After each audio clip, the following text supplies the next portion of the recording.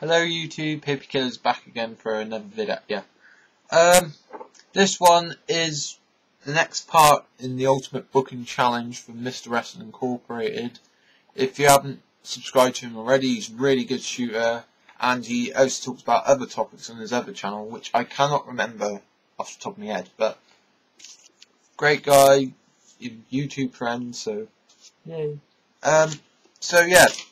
Just the build up towards my TLC pay-per-view, which is this Sunday. So I've got 8 matches scheduled, 6 of them titles, 2 non-titles. So let's start off with non-titles. Batista versus Rey Mysterio in a loser gets suspended match. I just set this up because on the last pay-per-view Batista dominated Mysterio, left him in the pool of blood, and Mysterio hasn't been seen since, and Batista says, "That's not good enough, I want Rey gone, he will not come back on my show," sort of thing. So, Teddy Long, who isn't on probation, I don't even understand the probation storyline of Vicky Guerrero's. If Teddy Long's still allowed to make matches, it's not really probation, is it? I don't know, I'm not sure.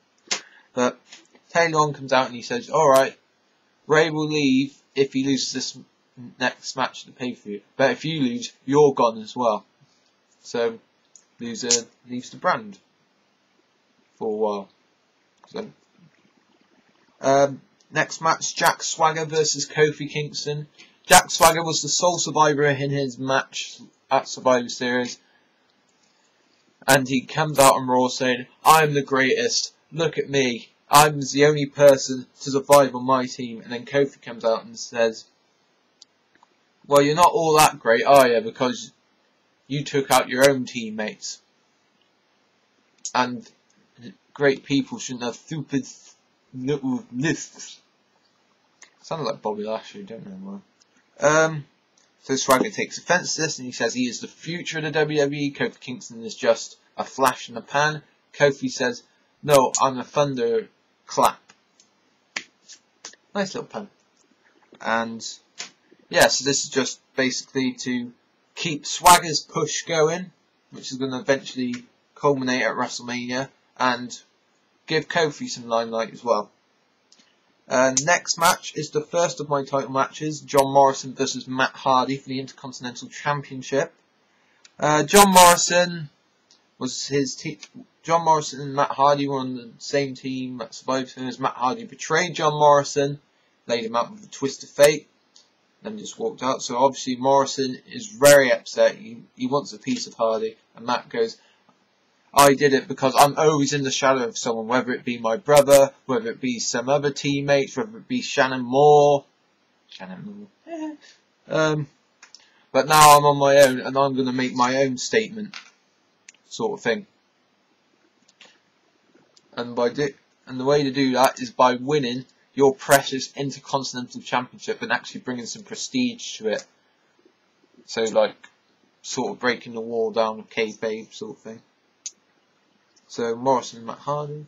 Next match is a tag team gauntlet match for the tag titles. Jerishow, the Hart Dynasty, MVP and Mark Henry, Evan Bourne and Primo, and the legacy of not Ted and Cody, it's Ted and Orton. Basically, the story of this is Jericho is upset that Big Show didn't help him out at Survivor Series, calls him weak. Big Show is getting... And Big Show says that he could beat any tag team at any time without Jericho's help whatsoever. And so, guest host, I don't know, Jesse could say, "Well, that's a really good idea, McMahon. So I'm going to make it at TLC a tag team gauntlet between you and 4 other teams." And of course, Jericho and Big Show are like, no, that's not fair, that's not fair. Hart Dynasty have been booked strong on SmackDown. MVP and Mark Henry, you know, they're just the team that everyone likes, New Nation. Primo and Evan Bourne are like the high flyer team. And the reason I put Orton in DiBiase, because if you remember, Orton screwed Ted DiBiase out of his match out of frustration, and Ted's mad about it on Raw, and Orton explains, "No, it was just out of frustration, I got eliminated, I was angry, and I just blew my fuse, that's all, I didn't mean to do it intentionally." And Ted accepts it, and they go into the match. Next match for the Women's Championship, Michelle McCool versus Beth Phoenix. At Survivor Series, Team SmackDown Divas, Michelle McCool, Beth Phoenix and Mickie James were the sole survivors of their match. But Beth Phoenix was a little mad that she had to do all the work for the other two. So Beth wins the number one contenders match against Mickie on SmackDown, and thus we get this match.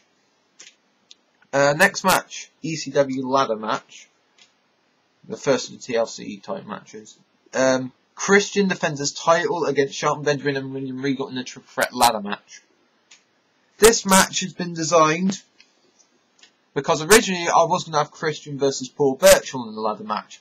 But due to the fact Paul Burchill was sent packing from ECW, I've put Tiffany saying, "Oh, you can't attack people like that, you're fired," basically. You know, saying, "I don't want you on my show, you're too naughty, go away. Shoo, get away from my brand."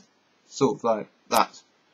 So, William Regal comes out and says he should be the new number one contender because he is fellow countryman of Paul Burchill, and he feels like he's been robbed in every opportunity. Shelton comes out and says, "Well, I reckon I should get some compensation for being attacked at Survivor Series."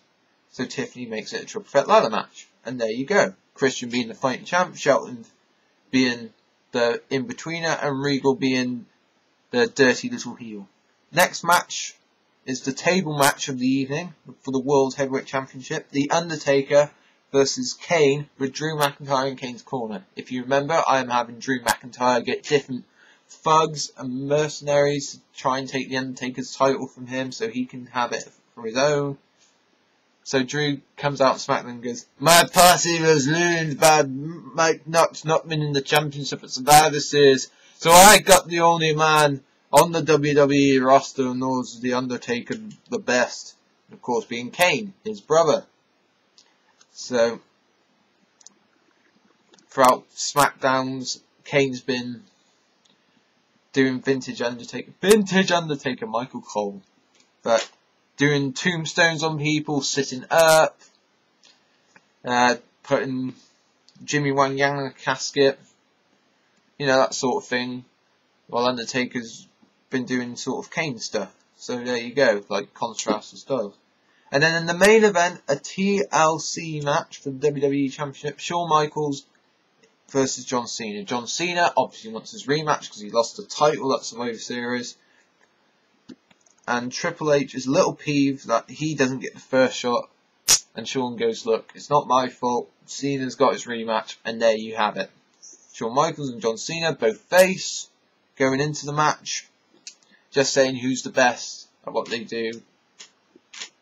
Because Cena's actually won the TLC against Edge, so there's that. So, I have Batista and Rey Mysterio, Jack Swagger and Kofi Kingston, John Morrison and Matt Hardy, Jerishow versus Dynasty versus MVP and Mark Henry versus Bourne and Primo versus Legacy, Michelle McCool versus Beth Phoenix, Christian versus Shelton versus Regal in a ladder, Undertaker versus Kane in the table, and Shawn Michaels versus John Cena in a TLC match. There you go. Subscribe, rate, comment, do whatever, leave your thoughts, tell me what's good, what's not good. And this is Hippykillerz signing out and forever drinking tea.